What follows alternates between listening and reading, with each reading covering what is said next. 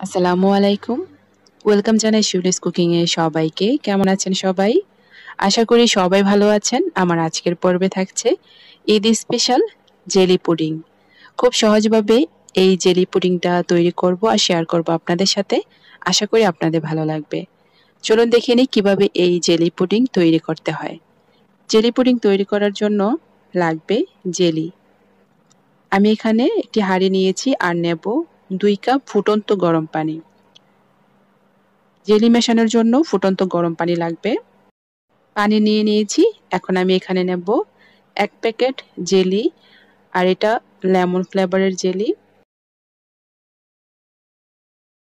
1 packet jelly powder এই গরম পানির মধ্যে ঢেলে নেব। তারপর একটি চামচ দিয়ে নেড়েচেড়ে খুব ভালোভাবে জেলির পাউডারটা মিশিয়ে নেব পানির সঙ্গে। মেশানো হয়ে গেছে। এখন এই জেলির মিশ্রণটাকে পাত্রে ঢেলে নেব। আমি এখানে 3টি কাচের বাটি নিয়েছি। এর মধ্যে এই জেলির মিশ্রণটাকে সেট করে নেব। আপনারা চাইলে যে কোনো প্লাস্টিকের বাটিতেও এই জেলির মিশ্রণটাকে সেট করে নিতে পারবেন। আর জেলির মধ্যে সুন্দর কালার আনার জন্য অ্যাড করব সামান্য রেড ফুড কালার।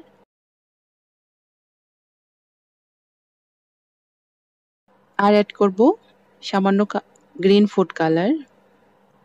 এখন নেড়েচেড়ে এই জেলির মিশ্রণটাকে নরমাল তাপমাত্রায় ঠান্ডা করে ফ্রিজে রেখে দেব 2 ঘন্টার মতো। এখন আমি পুডিং এর জন্য দুধটা রেডি করে নেব। এখন আমি এখানে নিয়ে নেব 2 কাপ তরল দুধ।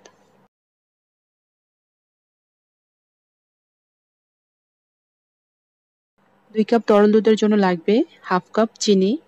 আপনারা চাইলে মিষ্টির পরিমাণটা বাড়িয়ে কমিয়েও অ্যাড করতে পারবেন। আর লাগবে 1 টেবিল চামচ আগার আগার পাউডার। এখন নেড়েচেড়ে সবগুলো উপকরণ খুব ভালোভাবে মিশিয়ে নেব। মেশানো হয়ে গেছে। এখন এই হাঁড়িটাকে ধরে চুলায় বসিয়ে দেব।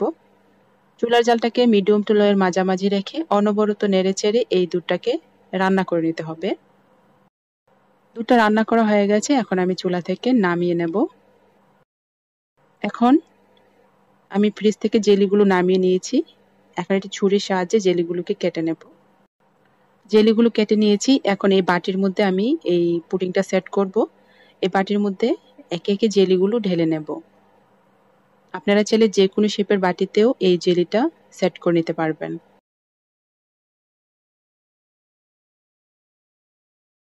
সবগুলো জেলি আমি বাটির মধ্যে ঢেলে নেব। জেলিগুলো দিয়ে আমি খুব ভালোভাবে বাটিটাকে সেট করে নিয়েছি। এখন আগে থেকে জাল করে রাখা দুধ জেলির মধ্যে দিয়ে দেব। দুধটা গরম গরম থাকা অবস্থায় এই জেলির মধ্যে ঢালতে হবে। দুধটা যেন হালকা কুসুম গরম থাকে, ঠিক এই পর্যায়ে এই জেলির সঙ্গে অ্যাড করে নিতে হবে। এখন এই জেলিটাকে ঠান্ডা করে নরমাল ফ্রিজে রেখে দেব 2 ঘন্টার জন্য। ফিরে আসলাম 2 ঘন্টা পর। জেলির পুডিংটা সেট হয়ে গেছে। এখন একটি ছুরি দিয়ে সাইড থেকে ছাড়িয়ে নেব। শুধুমাত্র দুধ আর জেলি দিয়ে এই মজার পুডিংটা তৈরি করা যায় আর খেতে খুবই মজার হয়। খুব সহজভাবে এই রেসিপিটা শেয়ার করেছি আপনাদের সঙ্গে। আশা করি আপনাদের ভালো লেগেছে। রেসিপি ভালো লাগলে প্লিজ একটি লাইক দিবেন আর চ্যানেলটিকে সাবস্ক্রাইব করে চ্যানেলটির পাশে থাকবেন।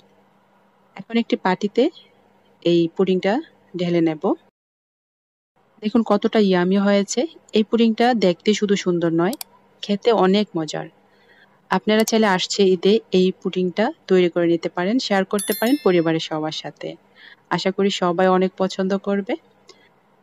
সবাই অনেক ভালো থাকবেন। দেখা হবে নতুন কোনো পর্বে। আল্লাহ হাফেজ।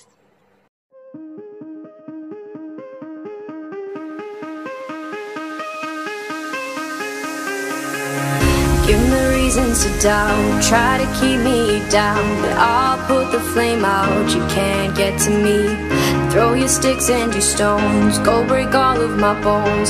You won't ache my soul, you can't get to me.